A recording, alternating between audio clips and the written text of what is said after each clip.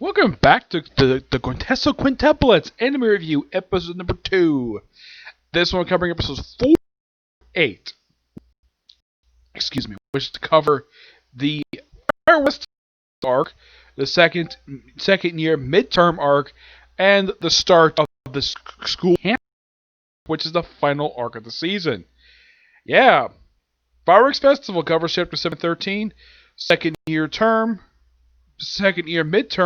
covers chapters 14 and 21, and school championship goes straight to 32.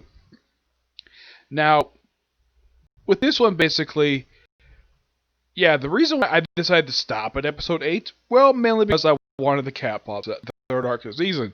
Even though, yes, the episode is technically part of the final arc of the season, it's more like it's like a prologue into the final arc of the season, the camping trip stuff. Fireworks is, simply put, basically the main character, Futuro, the 5 girls, and their sister going to a fireworks show. Yep, that's what these 2 episodes are.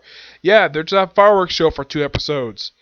And it's also revealed during the course of these 2 episodes that Itsuka, the eldest 3 sisters, it turns out, now at one point she disappears, though she's found with a mustache man.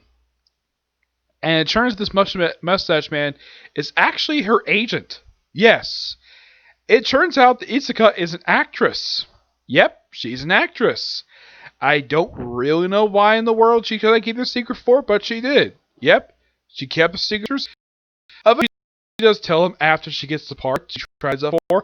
Yeah, it was actually lead in a film, believe it or not. Yeah, lead in a film, and she does get it. And their sisters are very happy with her. And it's so nice the fact that Furuka Bride is adorable little sister along. Now, her sister had met one of the siblings before. She met the youngest of the 5. She didn't meet the other 4, and thanks to this arc, she meets all 4.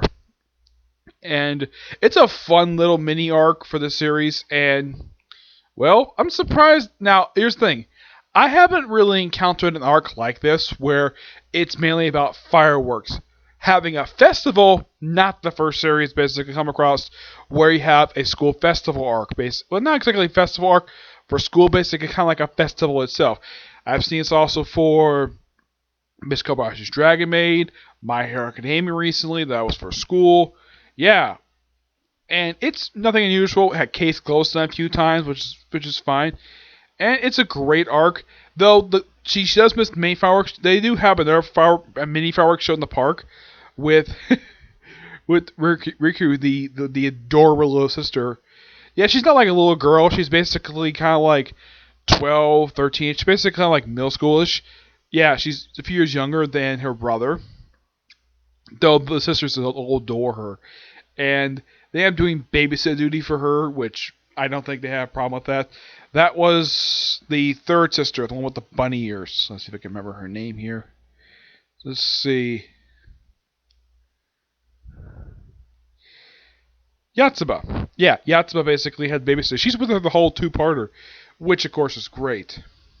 And all 5 girls are in their komodos. Futuro basically isn't. And, well, that would lead to the whole thing with the midterm exam. Yes. Now, in case you're wondering, have I, who has graduated from high school, did ever take a midterm exam? I have taken it in college. Yes, I have taken a midterm exam in college, not in high school, because I went to a private school and we didn't have midterm exams. Nope, we never did. The only tests we took, basically, whatever subject we were working on. Yep. Those were pretty much our test. The only kind of exam we ever took was basically FCAT test. Yeah, that was something that all Florida schools had to go through every year. Pretty much around, like, if I remember, usually it's around like February or March of every year. It varies every time. But yeah, usually around one of those 2 months, and it's like this for about a week. And a lot of the time, when it comes to FCAT score, this is basically how it is here. If a school scores very low on the FCAT score, the school, and this is basically very common here, the school's in danger of being closed. Not the case of private school I basically go to, because it's not on the regular counting system. Even though, yes, we do take the FCAT test, the school is not basically a risk. Not at all. It's an independent school, because it's financially supported by the church that basically runs the place, and whatever tuition that comes with the students. That's how the school worked. Yep, and Fukuro basically spends these few episodes just having the girls study. Yep, and he tries his best. And then when it comes, of course, he spends like twice. Yeah, the first time he spends a night in Buku's bed. Yeah, she basically gives a room to him so he can have a bed to sleep in. And then he wakes up and Muko's in bed with him. No, these two did not have sex. Nope, that never happened. Which, okay, that's normally what would happen. Sometimes, basically, when a woman, and this is usually depicted in a live fiction, when a woman hops into bed with a guy, a lot of the time they're going to have sex. Nope, never happened. And though the thing is, she said she was going to the bathroom. Though when she came out, she apparently decided to unbutton her PJs for some reason, and looked the way she does. Yeah, I don't know why she did that for. Probably because she's so sleepy. It's possible, yes. And then they have another night, and they got all late for school. But despite being late, they were able to get the test, and they passed most of it. They passed like 1 out of 4 subjects. Yeah, which they got close. And the thing is, during the course of this arc, yeah, I believe it was this arc where Fukuro was basically given ultimatum by these girls' father. If these girls fail their midterm exam, you have to step down as the tutor.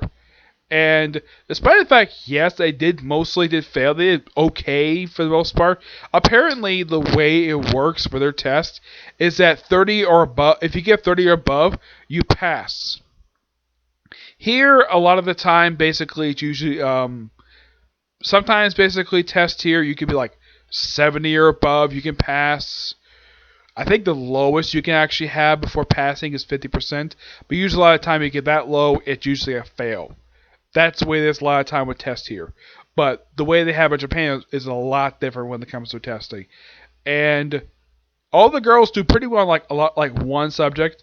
And lucky enough that Miko, it's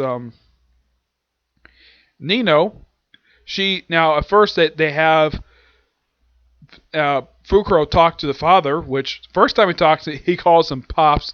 He's like, "Did I give you permission to call me Pops?"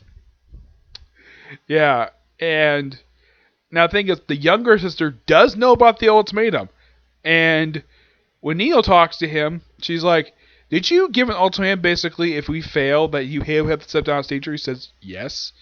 "Well, we did pass." It basically kind of insinuated that they passed, even though mostly failed, and well, Fukuro stays on as teacher. Yep. And they're pretty much studying up for probably the end of the year exam. That's probably what they're going to do.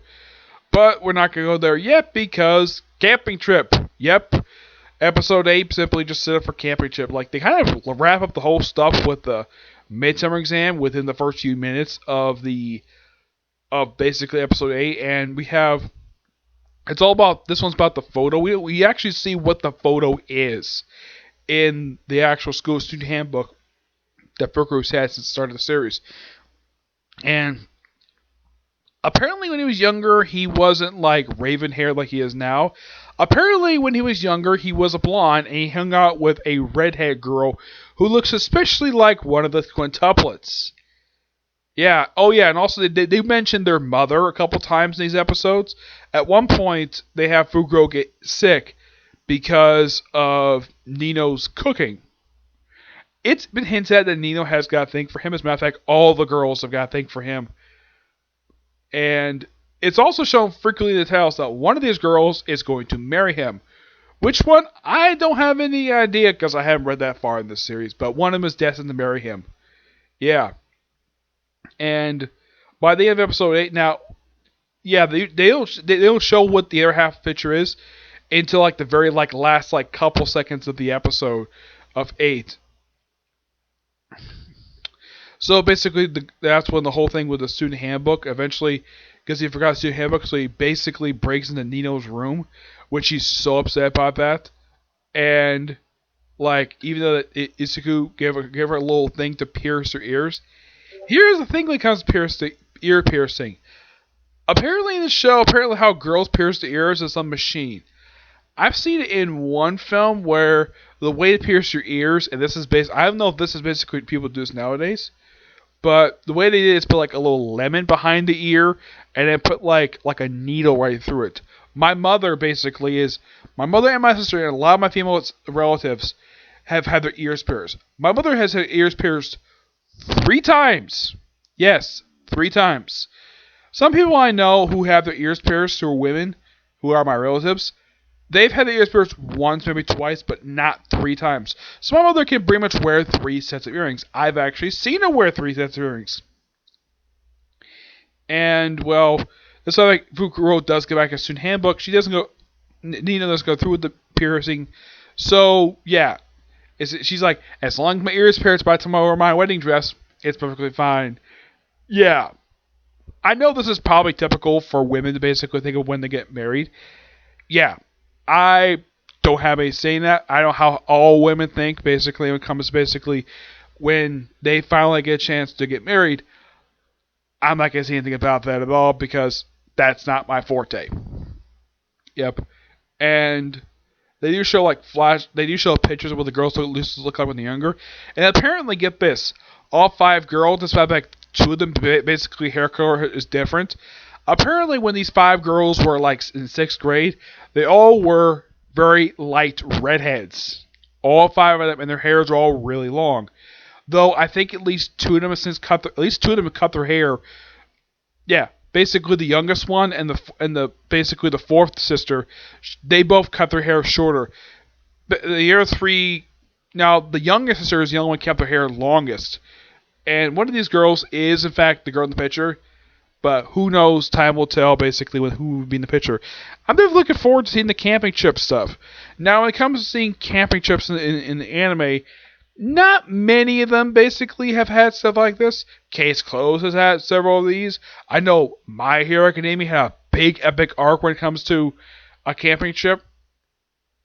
But camping is not exactly something that characters do a lot in anime I've seen. Usually they may do it for like a one-off episode or a whole arc. Yeah, that's quite something. To say the least, yeah, I'm definitely looking forward to discussing the last 4 episodes of the series. But before I discuss that, I have to watch Boruto next. Yep. And I think they did release the news chapters for One Piece and One Piece, My Hero Academia, and Black Clover. If they haven't today, I'll probably get a chance to review them tomorrow, okay? So yeah, that's it for Singular Review. My next review will be a Comic Corner. Yep, a Comic Corner. And after that, Boruto. And then it's back to the series to cap it off, hopefully, okay? But see you next video. Bye.